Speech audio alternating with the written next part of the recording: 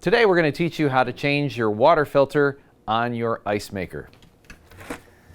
You open up the panel. Once you've located where the water filter is, you turn it counterclockwise and it'll rotate out.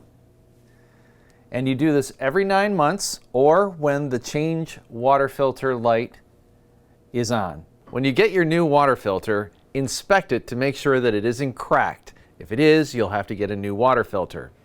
Take off the protective cap and inspect the O-rings to make sure that they're all there. If they're not there, then you have to replace your water filter.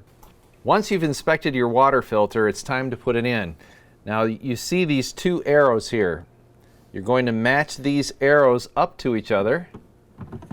Insert the water filter and you're going to turn it clockwise until the handle is even with the floor, parallel, but there's also a little lock symbol here on the side. Make sure that that aligns with the lock symbol in the water filter.